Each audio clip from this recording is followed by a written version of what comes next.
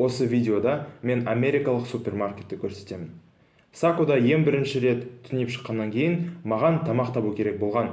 Ең жақын орналасқан супермаркеттің аты Hannaford, оған жету үшін 20-30 минут жаяу жүру керек. Мен келдім, Сако, Мэйн. Міне бір көше, жаяушылар үшін міне осындай жол. И бұл жерде орман. Найс. Чисты Көкшетау ғой. Міне бұл жерде осындай қызыл жапырақты ағаштар бар екен. Бүкіл Америка туралы айта алмаймын, бірақ негізі бұл қала тек қана машина үшін құрылған. Өйткені міне вроде бы бір қалада 20 мың адам тұр, бірақ менен басқа тек қана аналар, анау жаяу жолаушылар бар. Сол себепті мен видеоларыма сценарий дайындаймын. Дайте мен жай ғана тоқтайын. Ел дегеніміз уступи.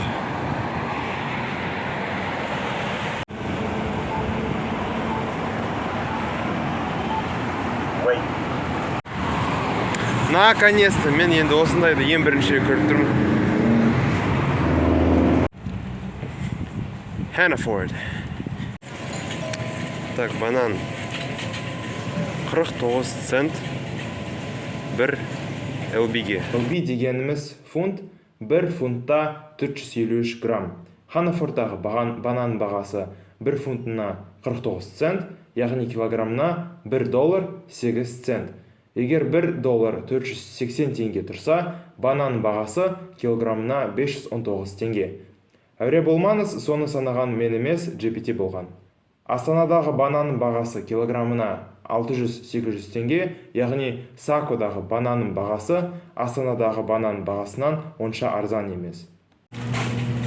Тіпті ақшам болмаса да, мен точно білемін, что жұмыртқаны точно алу керек.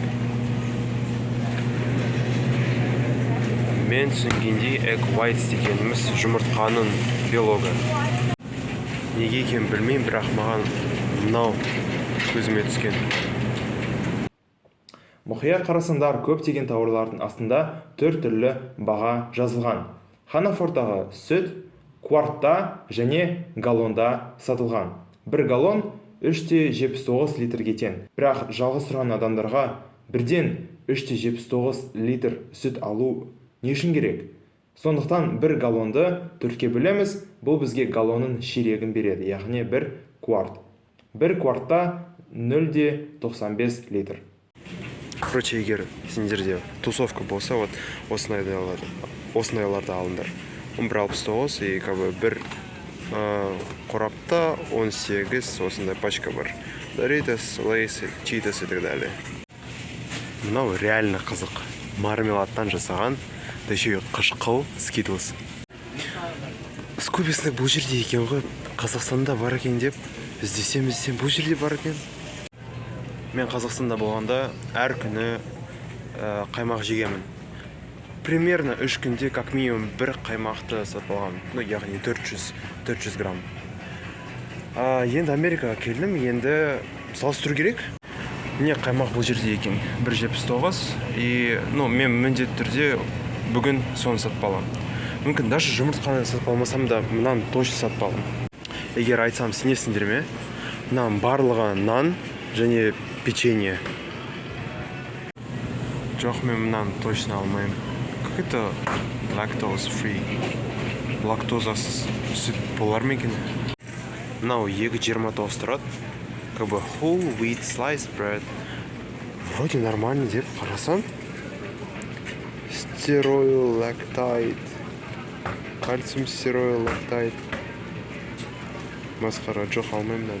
Мен нормальным деген бір нанды алайын десем, бір адамға келіп сұрадым жігіттен. Ол маған айтқан, мынау вроде нормально. Бағасы тоже вроде нормальный.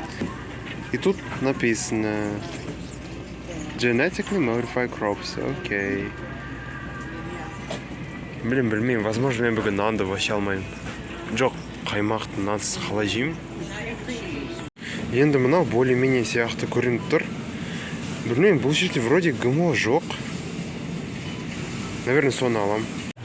Құрметті достар, жұмаққа қош келдіңіз. Қош келдіңіздер, немесе қош келдіңдер. Біз тұратын жерде ішетін су жоқ. Сондықтан мен білмеймін, мынаны алайын ба, 15 литр. Машина болса, алар едім. Мен наверное, мынаны алам. $4. Масқара, мен ақшам жетсе ма мынаға вообще? Самообслужкада отырмын. Вроде $10, 10 цент шықты мына барлығы. Ал енді талдау.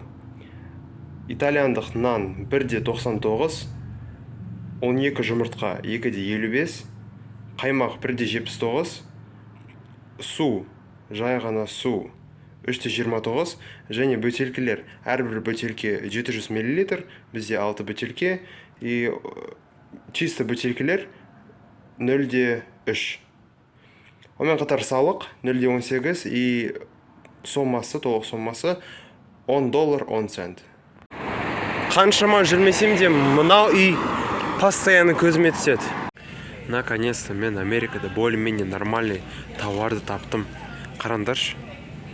Rice, wheat flour, salt. Мынау не екенін білмеймін. Onions, garlic. Ең басты бұл жерде жазылған non-GMO. Наверное, соны алам. Менің бұл жерде шетелдік екендігім бірден көрінеді. Мен акцентім мүлдем басқаша. Мен кеше су алу үшін келгем магазинге. И вообще менің акцентім это псевдо-британдық, короче. И мен айттым, where can I get water? И кассир меня сұрады, do you mean water? I'm like, yeah.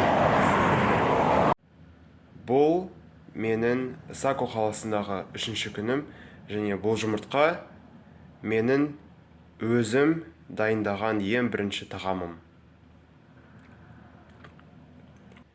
Қазақстандағы жұмыртқалардан айырмашылығы жоқ. Мен кеше сатып алған 6 бөтелкенің уже 2-ін ішіп біткенмін. Бірақ осы 2 бөтелкенің арасында айырмашылығы бар. Паузаға қойып, соны таба аласыз ба? Бұл жерде осындай ақ бос орын бар. Бұл жерде жоқ. Неге? Өткені мен мынау бөтелкеден ішкенде осылай аштым. Осылай аштым. Ал мынаны мен осылай аштым. Яғни егер мен қазір мынаны осылай ашсам, онда бұл жерде тағы да ақ бос орын пайда болады. Қараңдар.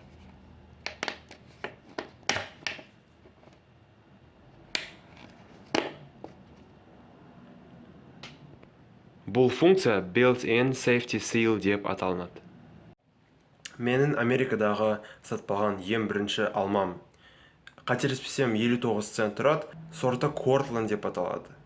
Ол осындай сорт Нью-Йорк штатында өсірілген болатын. Дәмі маған ұнаған өте өзгеше. Дәмі жағынан Қазақстанда жеген алмалармен ұқсас емес. Мен өзіме осындай 2 контейнер сатып алып, суп жасадым. Бірақ мен тым көп суды қосым, және жай ғана су. Ал бұл жерде бізде пияз бен күріш бар. Бірақ маған әрқашан тамақ жасау керек болған жоқ, менің бірінші жұмысымда тегін ланч берілді. Келесі видеода мен Астанадағы айымды Сакодағы Макдональдспен салыстырамын.